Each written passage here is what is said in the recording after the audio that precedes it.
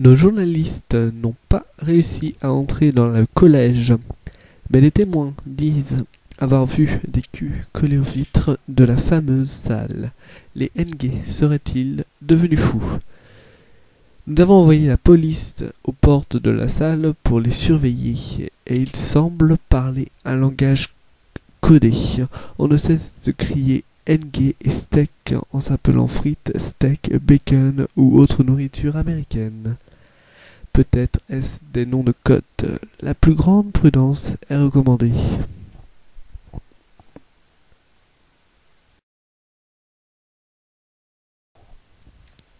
Nos scientifiques ont étudié ce langage étrange et ont déduit que le peuple Nge avait pour but d'engraisser le prof pris en otage. C'est une grande première pour la France. Jamais on n'avait encore vu une telle révolution. Les forces armées ne devraient pas tarder à intervenir. Le professeur aurait déjà été attaché à une chaise et aurait appris à décrypter ce langage en faisant une analyse de texte. Si nous le sortons de la salle vivant, peut-être nous l'expliquera-t-il. Nous n'entendons que des cris de douleur pour le moment. Les parents responsables de Nge devraient peut-être pouvoir intervenir, mais pour l'instant, entrer dans la salle est trop dangereux. À l'instant même où nous équipons un parent qui tenterait une première approche, Jean-Philippe va-t-il revenir vivant?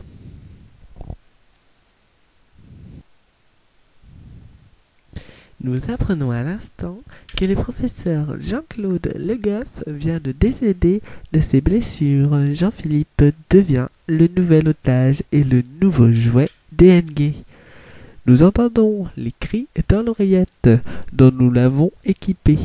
Mais de qui proviennent-ils? Attendez, ceci est très étrange. Il semblerait qu'il n'y ait plus un bruit dans la salle. Serait-il en train de manger Jean-Philippe? Henri, journaliste, va tenter de frapper à la porte. Henri, vous êtes avec nous? Oui, je vais frapper à la porte. Ah! Ce que nous avons sous les yeux est tout ce qu'il y a de plus surprenant. Il semblerait que Jean-Claude Le Goff ne soit pas mort, mais juste bâillonné avec les chaussettes d'un membre du clan Nge, que l'on peut maintenant classer de secte. Il semblerait que les élèves aient jeté par la fenêtre tout le mobilier existant dans la salle, et certains se sont armés de feutres.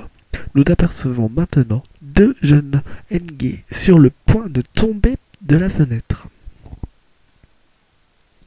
Les profs auraient-ils pris le dessus? Oh, celle-ci me montre une pancarte.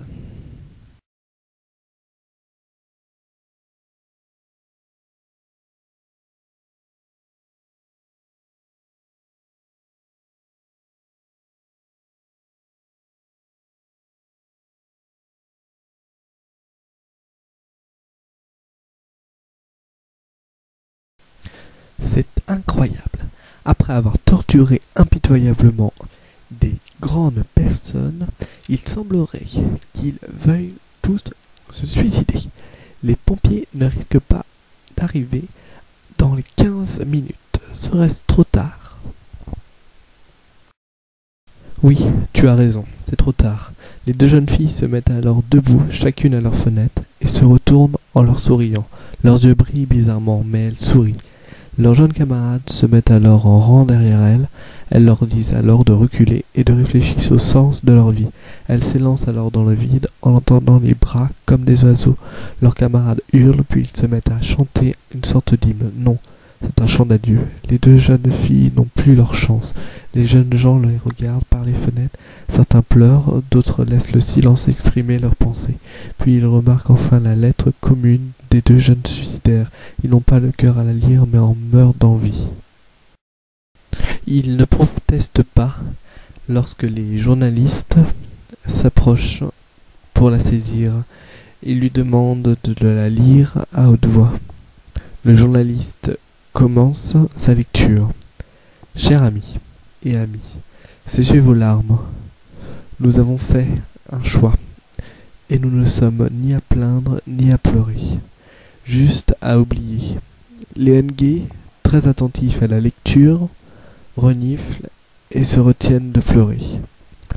Oubliez-nous, oubliez nos soupirs et nos sourires. Gardez en vous juste ce sourire avant notre envol. Vivez votre vie pour nous. Vivez la vie qu'on ne vivra jamais. N'oubliez pas d'en profiter. Nous vous aimons. Nous avons avant aimé jusque dans la mort. Nos derniers souffles étaient pour vous. Nous sommes heureuses. Soyez heureux. Aussi, oubliez ces deux jeunes filles. Oubliez-les. Signé, on a toujours tout fait en équipe.